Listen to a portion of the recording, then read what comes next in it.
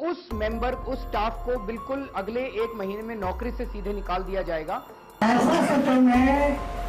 दोस्तों, कैसे बनी आम आदमी पार्टी, कैसे हुई आपकी स्थापना, कौन बने आपके संस्थापक, क्या है आपका रिश्ता अन्ना हजारे से? आइए आज के इस वीडियो में इसी रहस्य से पर्दा उठाते हैं और जानते हैं आम आदमी पार्टी के इतिहास को।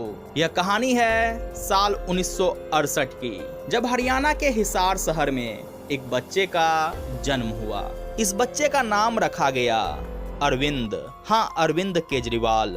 बचपन से होशियार अरविंद की रुचि साइंस और इंजीनियरिंग की तरफ रहा, इसलिए 12वीं के बाद उसने आईआईटी एंट्रेंस एग्जाम पास कर आईआईटी खड़गपुर में दाखिला ले लिया। फिर आईआईटी से निकलने के बाद उन्होंने 3 साल तक एक कंपनी में नौकरी की। इसके बाद उनकी रुचि में परिवर्तन हुआ और वे सिविल सेवा की तैयारी करने के लिए दिल्ली आ गए। इसी साल उन्होंने नौकरी से रिजाइन किया। यह घटना साल 1995 की है, जब उन्होंने यूपीएससी एग्जाम पास किया और उनका सिलेक्शन इंडियन रेवेन्यू सर्विस में हुआ। इसके बाद वे इनकम टैक्स डिपार्टमेंट में असिस्टेंट कमिश्नर के पद पर नियुक्त हुए। धीरे धीरे उनकी रुचि में परिवर्तन आने लगा। यह साल 1999 की घटना है, जब उन्होंने नकली राशन कार्ड घोटाले को उजागर करने के लिए परिवर्तन नामक एक एनजीओ की स्थापना की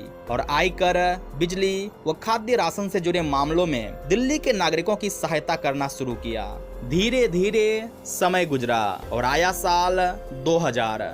इसी साल उन्होंने हायर एजुकेशन हासिल करने के लिए 2 साल का पेड लीव का अनुरोध किया। उन्हें छुट्टी इस शर्त पर दी गई कि ऑफिस फिर से ज्वाइन करने पर वे कम से कम 3 साल तक नौकरी से इस्तीफा नहीं देंगे। यदि वे ऐसा करते हैं तो इस अवधि के दौरान दिए गए वेतन का उन्हें भुगतान करना पड़ेगा। फिर 2 साल बाद साल 2002 में अरविंद केजरीवाल ऑफिस आए, लेकिन 1 साल तक उनका अपॉइंटमेंट नहीं किया गया। इस दौरान उन्हें सैलरी मिलती रही। इसके बाद उन्होंने 18 महीने की बिना वेतन छुट्टी के लिए अप्लाई किया, जो उन्हें दे दी गई। यह घटना साल 2006 की है, जब अरविंद केजरीवाल ने नई दिल्ली में ज्वाइंट इनकम टैक्स कमिश्नर के पद से इस्तीफा दे दिया। नौकरी से इस्तीफा देने के बाद उन्होंने अपना समय परिवर्तन के साथ बिताया। परिवर्तन को अरुणा राय, गोरेलाल मनीषी और कई अन्य लोगों का साथ मिला। फिर उन्होंने सूचना अधिकार अधिनियम के लिए अभियान शुरू किया, जो जल्दी ही एक सामाजिक आंदोलन बन गया। दिल्ली में सूचना का अधिकार अधिनियम को 2001 में पारित किया गया और अंत में राष्ट्रीय स्तर पर भारतीय संसद ने 2005 में सूचना का अधिकार अधिनियम पारित किया। इसके बाद जुलाई 2006 में अरविंद केजरीवाल ने पूरे भारत में आरटीआई के बारे में जागरूकता फैलाने के लिए एक अभियान शुरू किया।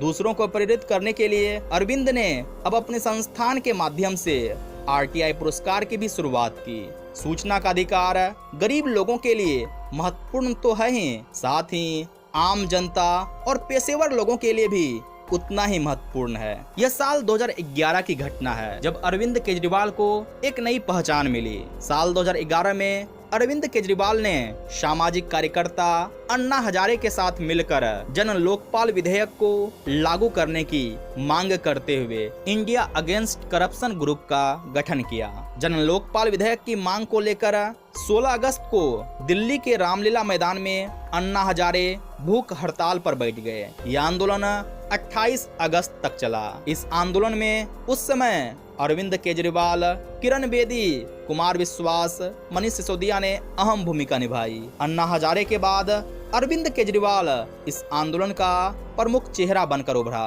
बताते चलूं, 5 अप्रैल 2011 को एक सशक्त लोकपाल विधेयक के निर्माण की मांग पर सरकारी निष्क्रियता के विरोध में अन्ना हजारे ने आमरण अनशन शुरू कर दिया। भ्रष्टाचार के खिलाफ उनकी इस मुहिम में अरविंद केजरीवाल एक मुख्य चेहरा थे। यह अनशन उस समय काफी लोकप्रिय हुआ। भ्रष्टाचार के खिलाफ जारी इस कोशिश को शीघ्र ही व्यापक जन समर्थन भी मिला। भारत के प्राय सभी शहरों में युवा सड़कों पर उतर आए एवं इस आंदोलन का समर्थन किया। अन्ना हजारे के अनशन के देशव्यापी जन आंदोलन के रूप में फैल जाने से चिंतित सरकार ने जन लोकपाल विधेयक का मसौदा तैयार करने के लिए झटपट में एक समिति भी बनाई। फिर उनके द्वारा संसद में एक मजबूत लोकपाल विधेयक पास कराने पर भी सहमति प्रकट की गई। इस तरह यह अनशन समाप्त हुआ और भ्रष्टाचार के विरुद्ध पनपता जन आंदोलन मजबूत लोकपाल के निर्माण की आशा के साथ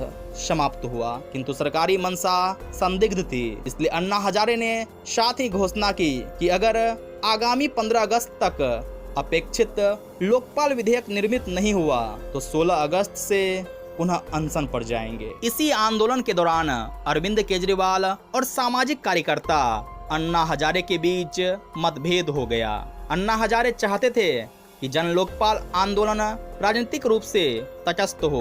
दूसरी ओर केजरीवाल की यह राय थी कि विभिन्न राजनीतिक दलों के साथ बातचीत करने से कोई नतीजा नहीं निकला, कोई प्रगति नहीं हुई, इसलिए सीधे राजनीति में शामिल होना जरूरी हो गया है। केजरीवाल के फैसले को शांति भूषण तथा प्रशांत भूषण का समर्थन हासिल हुआ। फिर 19 सितंबर 2012 को अन्ना हजारे और अरविंद केजरीवाल को महसूस हो गया कि भारत को भ्रष्टाचार मुक्त आंदोलन में विस्थापित करने के लिए एक राजनीतिक दल के गठन पर उनके मतभेद असहनीय हो गए हैं। 2 अक्टूबर 2012 को महात्मा गांधी की जयंती पर अरविंद केजरीवाल ने एक राजनीतिक दल के गठन की घोषणा कर दी। इस घोषणा में उन्होंने उल्लेख किया कि औपचारिक रूप से 26 नवंबर 2012 को यह पार्टी लॉन्च कर दी जाएगी, क्योंकि इसी दिन सन 1949 में भारत का संविधान अपनाया गया था। फिर दिल्ली में निर्धारित तिथि पर पार्टी का गठन किया गया, जिसे नाम मिला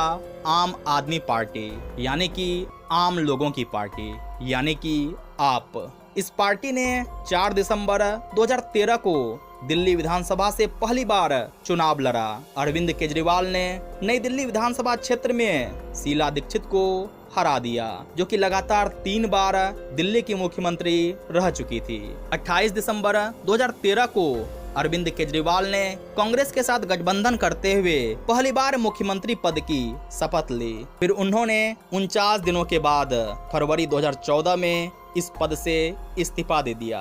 फरवरी में मुख्यमंत्री के पद से अरविंद केजरीवाल द्वारा इस्तीफा देने के बाद आपने लोकसभा चुनावों में शामिल होने का लक्ष्य बनाया। फिर दिल्ली में राज्यपाल शासन के 9 महीने बाद भारत के चुनाव आयोग ने दिल्ली विधानसभा को भंग कर दिया। इसका मतलब था कि दिल्ली में नए चुनाव आयोजित किए जाने वाले थे। फिर इसके बाद 7 फरवरी 2015 को चुनाव हुआ, जिसमें आपने 70 में से 67 सीट पर जीत हासिल की और 14 फरवरी 2015 को दिल्ली के प्रसिद्ध रामलीला मैदान में अरविंद केजरीवाल ने मुख्यमंत्री पद की शपथ ली। दोस्तों, आज के इस वीडियो में बस इतना ही। अगर वीडियो पसंद आई हो तो लाइक, शेयर और सब्सक्राइब करते हुए कमेंट बॉक्स में अपना विचार भी रखेंगे। बेहद आभार हमसे जुड़ने के लिए।